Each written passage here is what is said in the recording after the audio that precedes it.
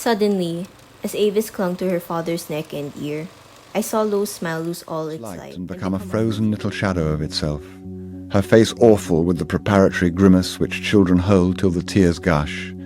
She was gone, to be followed at once and consoled in the kitchen by Avis, who had such a wonderful fat pink dad and a small chubby brother and a home and 2 grinning dogs, and Lolita had nothing. Squirming and pleading with my own memory, I recall that on this and similar occasions it was always my habit and method to ignore Lolita's states of mind while comforting my own base self. Whatever your feelings are towards the book Lolita and how well it tackled its themes, there are people who have survived something similarly traumatic as to what Lo or Dolores Hayes went through, and subsequently found a lot of comfort in her. For some people, Dolores was a way of processing their abuse and accepting that they weren't to blame. Although the eyes of her stepfather Humbert are unreliable, we get to know Dolores, but not in the conventional way. It seems like she's straining between the pages, trying to get through Humbert's attempts to overwrite her personality. Humbert writes Dolores as this seductive, russet-haired tennis-playing Venus, whose whims he is but a helpless victim to. She is, in his recounting, a reincarnation of a lost love who is being brought back to him after their tragic love affair.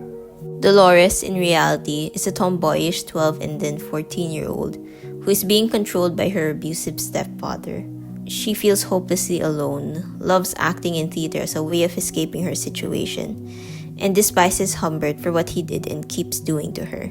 But the awful point of the whole argument is this. It had become gradually clear to my conventional Lolita during our singular and bestial cohabitation that even the most miserable of family lives was better than the parody of incest, which, in the long run, was the best I could offer the waif. The excerpts I shared are the moments when Humbert, after years of abusing Dolores, finally confronts the horrible things he's done and tries to see his stepdaughter outside of this fantasy he has created for himself, where he's the victim and she's the femme fatale. And what does Humbert do after? Try to finish an autobiography where he does all that he can to justify the things he did.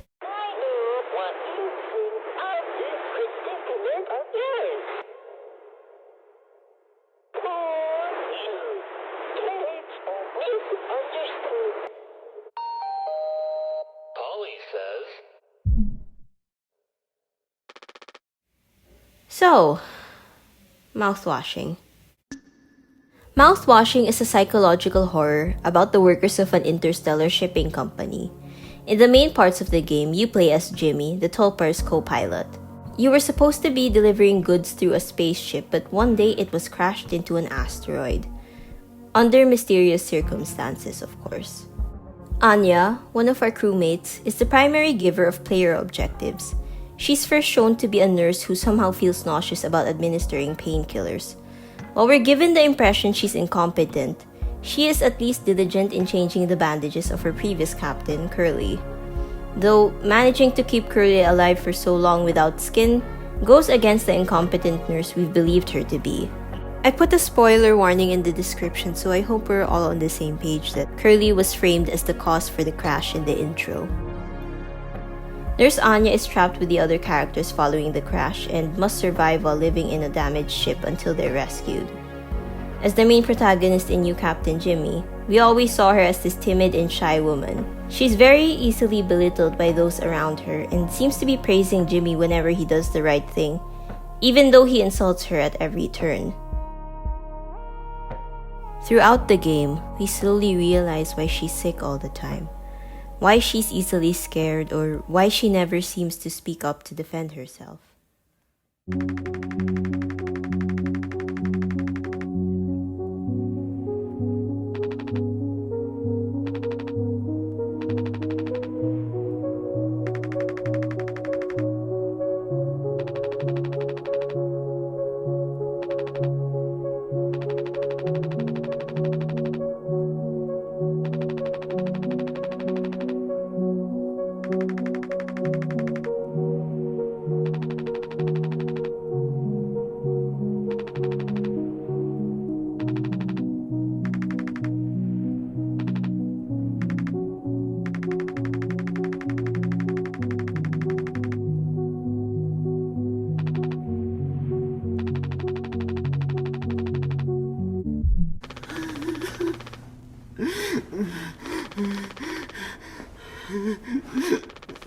Anya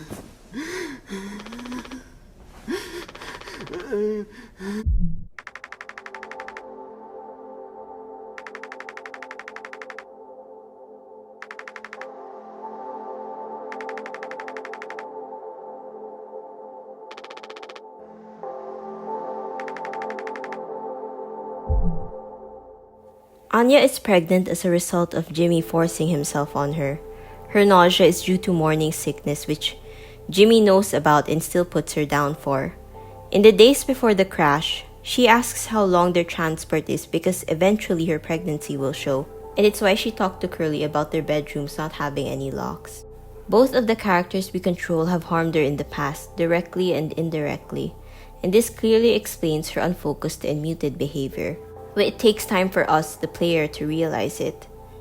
It's hard for me to believe that what happened was completely consensual because Anya's feelings towards Jimmy range from annoyed to actively afraid. Not to mention, Jimmy's incredibly rash decision to destroy the entire ship makes more sense when you see it as someone who thinks their life is practically over because of the terrible thing he did. There's also the inclusion of the spiked drink, which Jimmy doesn't have any reservations of making for Swansea. The reason why she's unable to give Curly painkillers, aside from the pregnancy symptoms, could also be because she needs to make him swallow them and sedate him.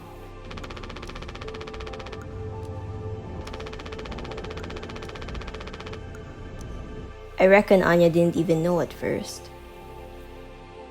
Although we usually see things from Jimmy's perspective, Anya does change or do things without our seeing it. There are moments in the game where she lets her guard down or even tries to communicate what happened to her away from our gaze.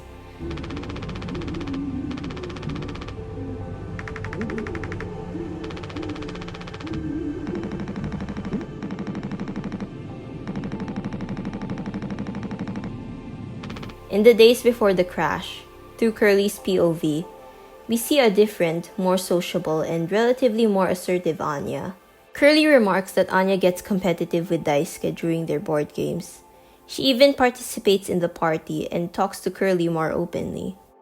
Her medic bay has drawings which show that she lets the crew freely express themselves, even when they just want to write something silly. She's got photos there as well, making the place welcoming to the crew, but also personalized for herself.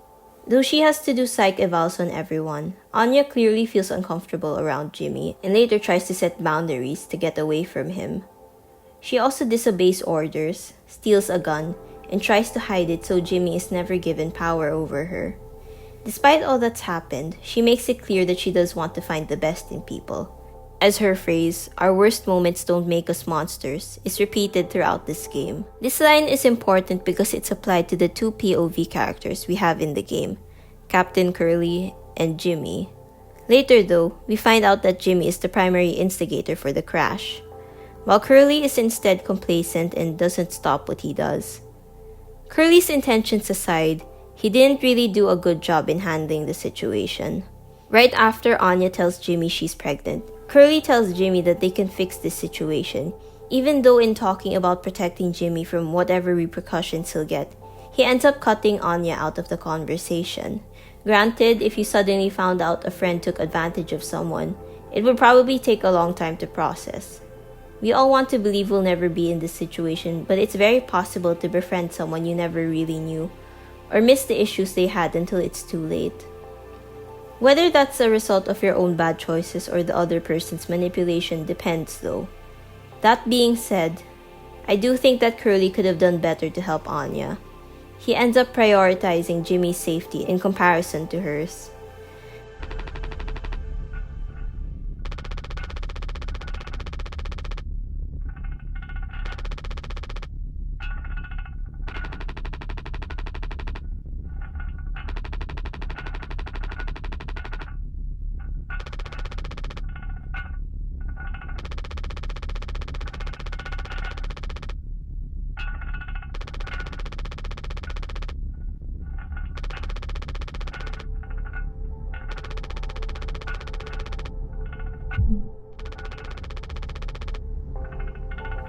When Jimmy tells Curly his plan to crash the ship to avoid the fallout of Anya's assault, Curly looks dazed as Jimmy walks away, leaving Curly to reflect how Anya, will affect both his and Jimmy's lives.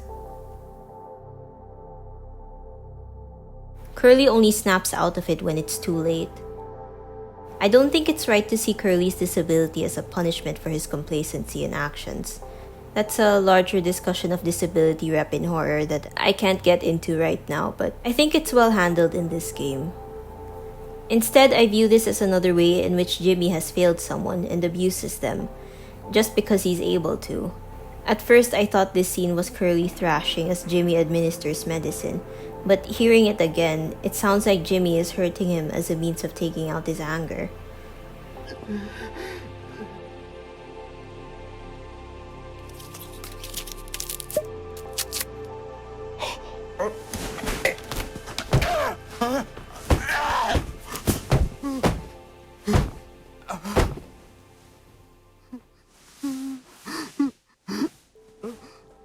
Even if Curly did reprimand Jimmy, what could they do?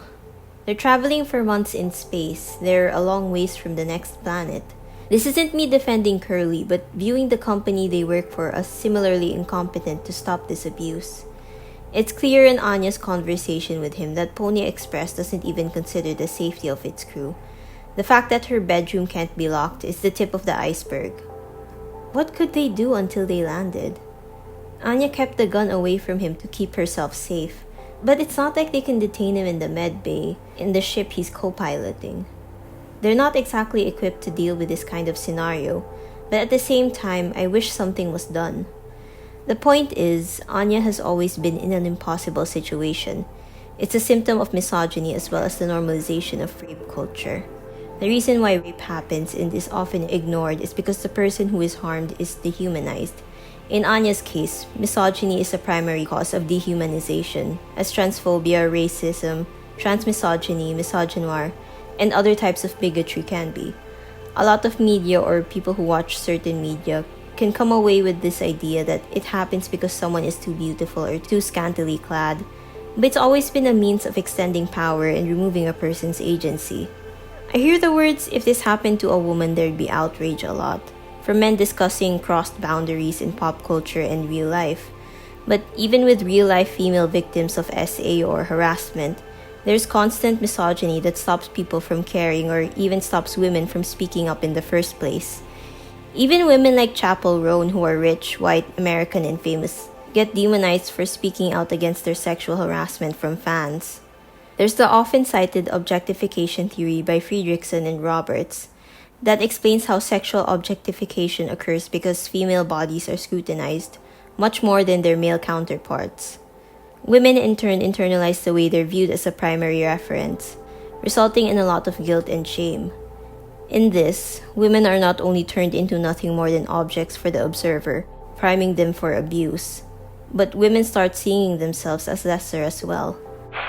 This issue is so normalized and unaddressed that from 10 years old upwards, I've never been to a school that didn't have an older person who was either rumored to be harassing students, so you should never be alone with him, or an actual rapist or pedophile.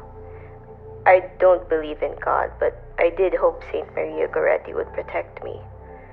People eventually came out and spoke up about what happened in that school I stayed the longest in, but with the shame, the lack of accountability, and the victim blaming of a school that banned above-knee skirts, makeup, shorts, sneakers, and fake mustaches for some reason, it took a really long time. It took everyone in my school to grow up and enter adulthood. It took about the estimated span between Legion and The Exorcist. The first moment we see Anya in the game, it is 2 months after the asteroid crash. The whole group has tried to work together to stay alive, and that includes Anya following Jimmy as their designated captain. There's no use in fighting against his insults. She needs to get Jimmy to work with her through praise, cooperation, and her silence on what transpired. As I said before, a lot of our goals in the game are set up by her.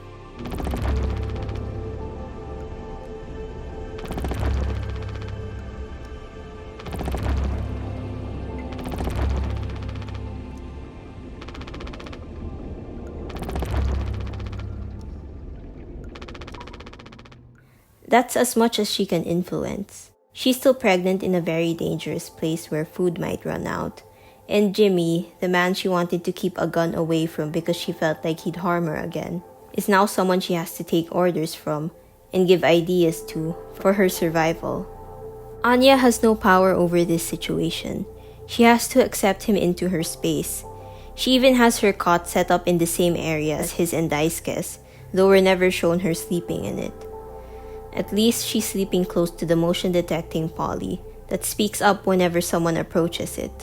Given how long it takes for her to tell Swansea, it's also possible that she felt too much shame about what happened, or didn't think it would help their situation in any way, and so she kept quiet as her abuser continued to lead as captain. I've seen people call Jimmy a delusional narcissist, but I think armchair psychology just ends up hurting real people managing their disorders, rather than spreading awareness.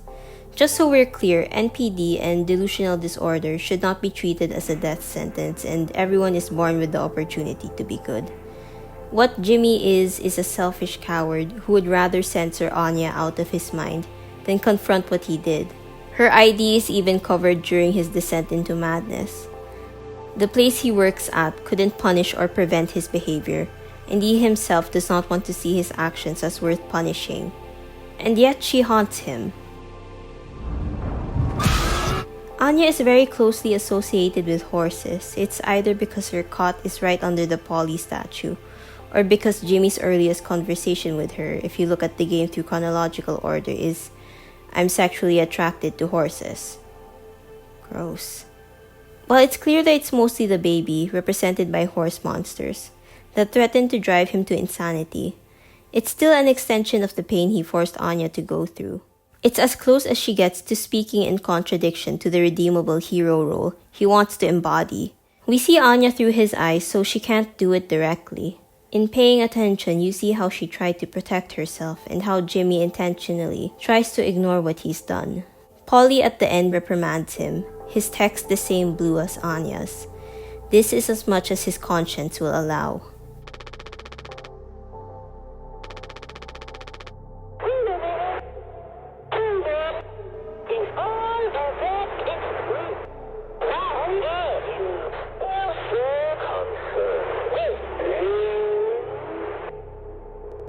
I actually like that Jimmy is given realistic flaws, friendships, and motivations. He feels guilt, but not enough for him to paint himself as in the wrong. When you make someone like him pure evil, it kind of makes the issue he portrays less serious, and ignores how it can happen in real life. Too suave and powerful, and it kind of ignores the way our world is also culpable in excusing these people. Too obviously gross and hated and socially weak, and it doesn't even make sense how they're able to escape repercussions in the first place. The game balances putting you in this terrible sense of dread in this character you control, without softening what Jimmy did. There's also this neat thing I noticed from other playthroughs. Before we even find out what happened, the game also tries to make the player on edge or annoyed at Anya, when, after cutting the foam, she's suddenly right behind us like some horror NPC. Jimmy isn't a Machiavellian villain. He's the guy at a workplace who talks to Anya in a pretty inappropriate way. He gets on better with his male co-workers though, so not everyone sees him that way. There's these red flags that only Anya is more aware of, but Curly, Daisuke, and Swansea aren't privy to. His behavior is an issue, and left unchecked, this manifests into him physically harming someone, even if on the outside everything seems fine. This whole thing is alluded to in Anya's conversation with Curly about their nighttime screen. It's workplace misogyny that isn't just guy talks loudly about hating women. It's the culture of silence that makes workspaces unsafe. People like Jimmy do something horrible because they can, and people like Curly go about making things return to how they're supposed to be, instead of helping victims properly. It's fairly grounded in a way I appreciate. And unlike a lot of stories, Anya doesn't only exist to be a victim or narrative device for the other characters to react to, and whose POV isn't shown in any way. Jimmy's not meant to make the other characters look better, and her trauma isn't just a character moment for Curly. Although Jimmy wants to minimize what he did to Anya, this whole thing is the inciting incident, and it affects both of their characters. To ignore how Anya's trauma was dealt with is to miss half of why Jimmy acts the way he does, as well as her own actions within the story. This is just my opinion, but I kind of like how that what happened to Anya is portrayed in dialogue hints and through possible references to the assault. There's a lot of media where the act itself is shown in its entirety. Visual and incredibly descriptive portrayals are very divisive, can be done insensitively, and are already the usual route. People can also do it through dialogue or brief off-screen audio to avoid sexualizing the characters, some of which are minors. What are you doing? What are you doing, Phil? What are you doing?